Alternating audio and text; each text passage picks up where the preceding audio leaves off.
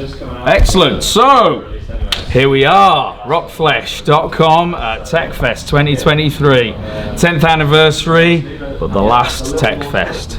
So what we're doing is we're trying to get interviews with as many people as possible. So who have I got here? I've got Conjurer. I've got Dan and Brady from Conjurer. Thanks guys. Thanks guys for spending some time chatting with us before your set tonight. Looking forward to it tonight? Yeah, we're actually saying earlier, I was like, I don't know if I want to go, and Dan was like, yeah, but we love gigs. I was like, we do love gigs. Yeah, you're not wrong. Just tonight. You're not wrong. It's like, yeah, once you're on the stage, you'll really enjoy it, I'm sure. There were some days on our last tour where Dan would be like, I don't want to be here, and I was like, I don't really want to be here either. And we do the gig, we're like, this is wicked. Yeah, let's go. And we wake up, what are we doing? Yeah, it's a big roller coaster of a day on tour. Exactly. So is that the support with Carcass? Honestly, any show we play, to be honest. It was the Conjurer dates we just did were like such long travel days. So we were like up at 3 a.m. on the second day, drove to the airport, flew over to Vienna, sat there all day, did the show, went to the airport, sat in the airport till 5 a.m, flew to the next show, and it was just like exhausting. Non-stop. Our flight got cancelled, so we had a 9-hour layover in Ireland in West Knock Airport. West Knock Airport, yeah. Which I mean, most people will know of West Knock Airport, don't they? Yeah. So I mean, you don't even need to explain what that experience would have been like. And like, if any of you lunatics has never been, it's a shop and a cafe that closes at 4 p.m. for no reason. Wow. Yeah, they woke us up to kick us out of the cafe area, despite the fact that it had the best couches. Yeah, good couch. They were great couches. Typical. Yeah. Typical state of play. Yeah, it was ultimately fine. If someone had said at the start, you'll have to deal with all this shit and be exhausted and have a 9-hour layover, but you get to do these shows, I'd have been like, sure, let's go. So Excellent. I'd do it again. Yeah, that's the important thing. Probably isn't it, really? drive though if we did it again. Oh God, yeah.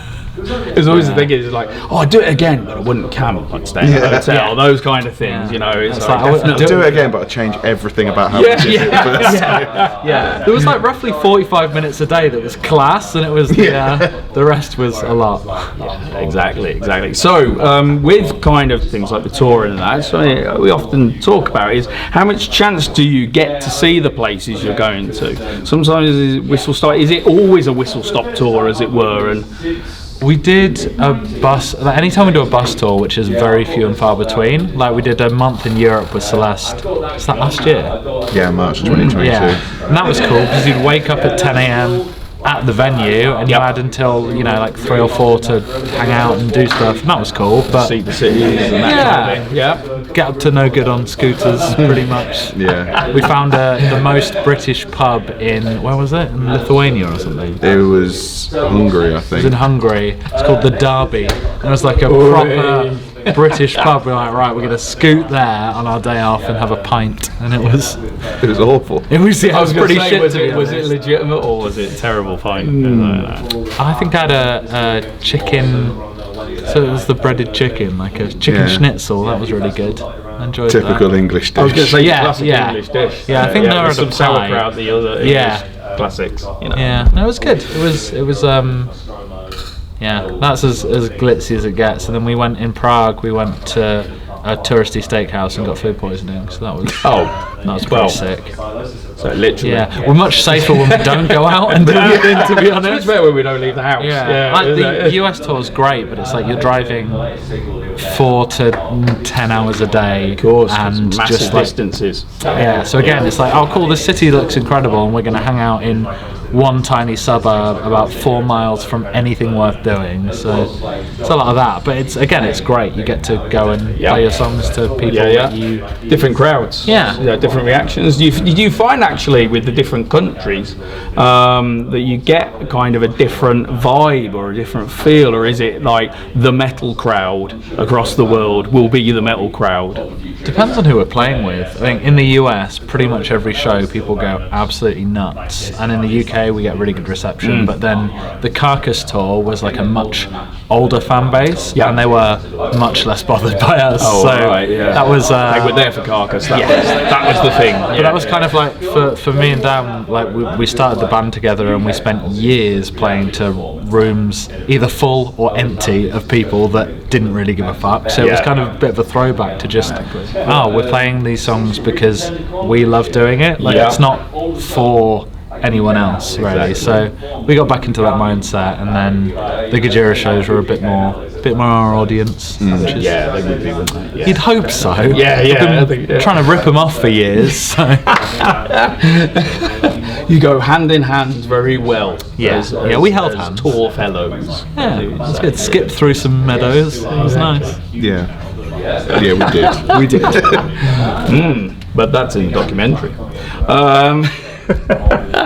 So I think it has been often a thing that you're saying, like you guys making music that you like making, that you like writing, performing, listening to, rather than necessarily trying to create something that is an ideal of someone else. Is that almost like you were saying, like kind of getting back to that feeling again of, no, this is why we're doing it, is because we love it.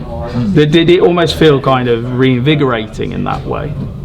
I mean, it's kind of, I've always felt that with the band, just kind of, if you're going to go out and do it, if any band is going to go out and do this kind of thing, you better make sure that you're going to be happy with largely whatever situation you're in.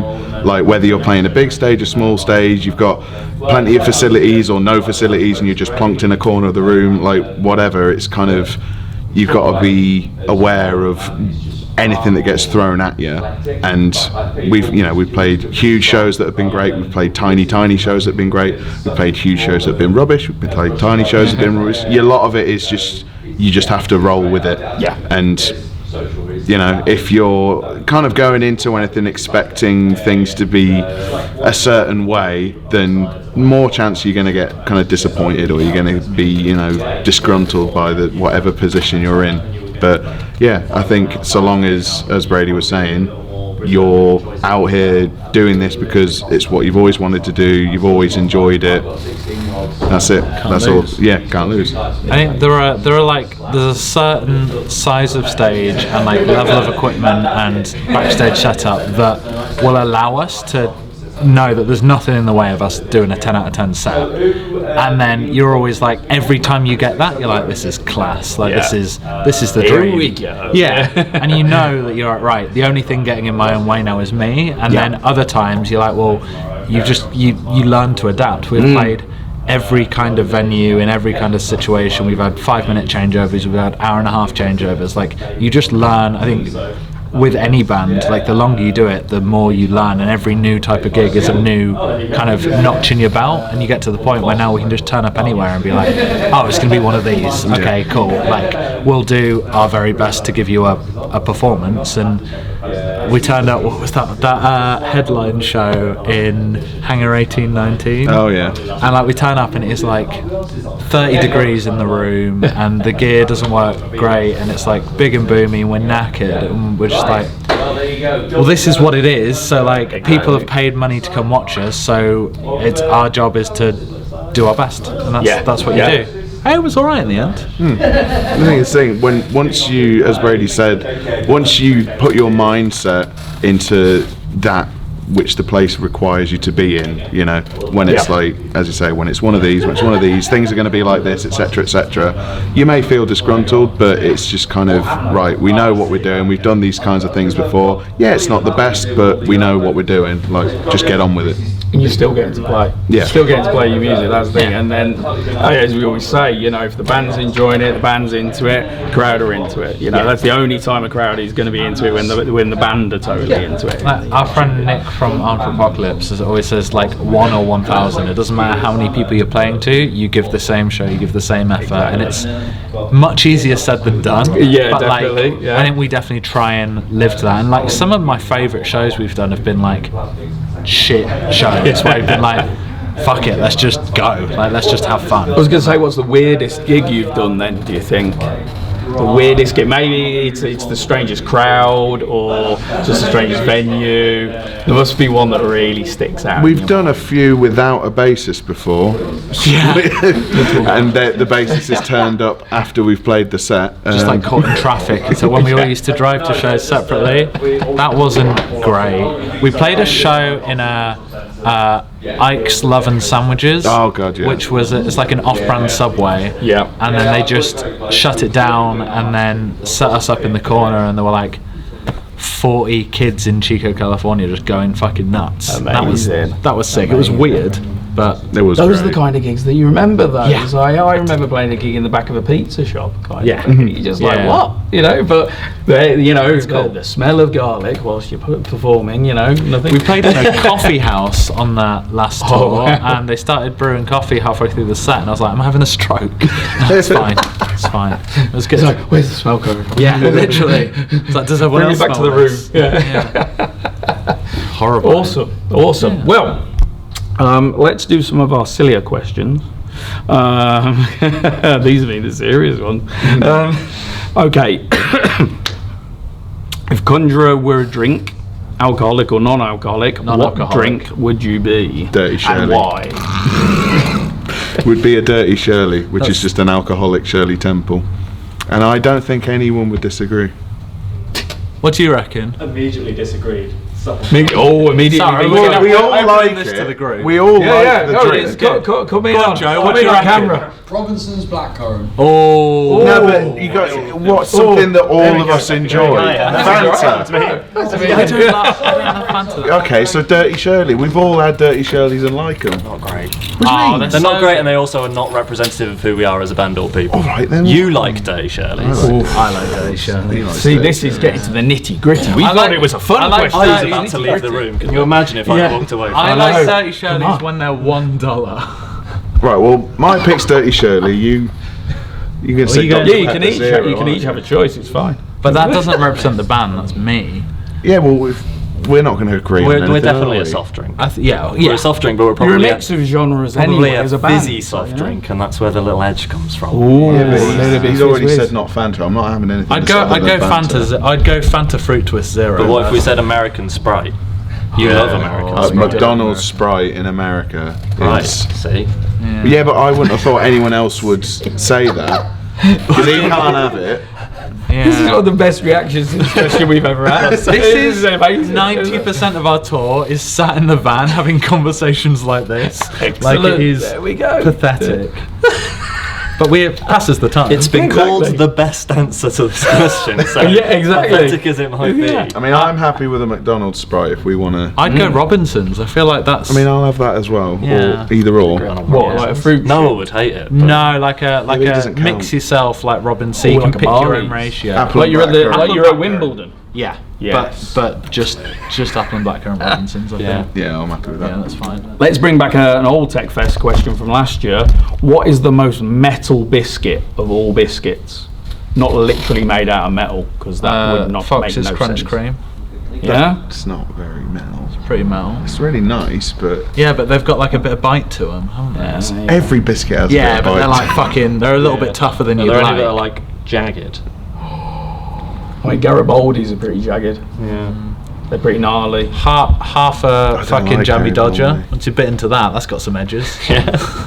Wow. The second half of a jammy Dodger, is that your answer? I want to Square say, jammy Dodger after you've eaten Yeah. 4 bits out. I want to say shortbread because they always come in tins with like a stag Oh, on the that's front so or true. a big cow, Yeah.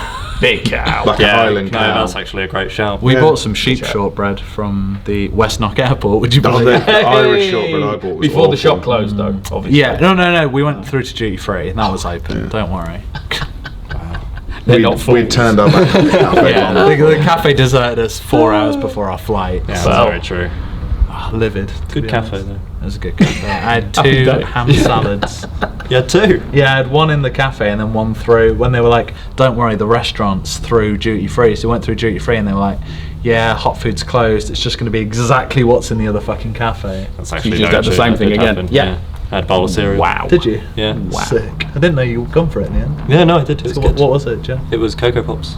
They have proper milk. They did have proper milk. Yeah, it was wicked. Amazing. Yeah. Okay, biopic of the band. Who would play each of you? Oh, we did this. Yeah, find the tweet or I was trying to get I've not been spying on Keegan you Michael guys, by the way. Key to play me. That feels like a while ago. Can you? Is there, Yeah, is I'm there a gonna search search. Didn't tweet we function? do like Okay. a celebrity be in the face tweet. match thing? We did do that. It was something like that. Oh my Yeah, god. I think it might be in the drafts because you lot wouldn't let me post it. I feel like you did post it in the end. Did I? Yeah. I know you're going to hate me for saying this, but you're Matt Lucas. Yeah, I knew you'd say Yeah. that. Livid. Who? No, it would be like Richard E. Grant. No, all right. I can't remember who said that's really annoying. I'll see if I can find I it. feel like I might have got away with Tom Holland. I think Yeah, you'd okay, here we go. you'd be Christopher Mintz-Plasse. Here we go. Oh, I McLovin. okay. See that? That With Michael age Cera. being adjustable, we've decided the below are going to play us in a biopic. Dan, Philip Seymour Hoffman. Wicked. Me, I've got Woody Harrelson. Noah's got Keanu Reeves. Connor's got Andrew Garfield. Oh, that was it. That- Tom yeah. Holland. Joe Guppy has Taron Egerton. That the and- Kingsman man. Yeah, and Jan has Andy Serkis. Yeah. Yeah. Actual Andy Serkis or kind of CGI'd? Gollum. I feel like that's down to Andy Serkis, to be honest. If he feels And like Jan. he can get a True. bit, Jan doesn't He probably care. directed as well. Yeah, Absolutely. that's a good coup one. for That's us. a 2-for-1. Well, on that bombshell, we're going to wind it up, I think. Why? But, I could do this all I know day. we could do it all day. We do have a This is- set, sorry. This is always the case. I need to make sure, that you guys can get on the stage and do what you're meant to be doing. We'll carry on the questions. Yeah, on this camera. is great. But thanks very much for joining us today You're and welcome. I did answering better. some of our key questions in life. We've been Rockflesh. Like, subscribe, do all that jazz. We'll have the review of the set. We'll have photos. Just Click on do my all the face. jazz. And thanks once again to Conjurer. Ah.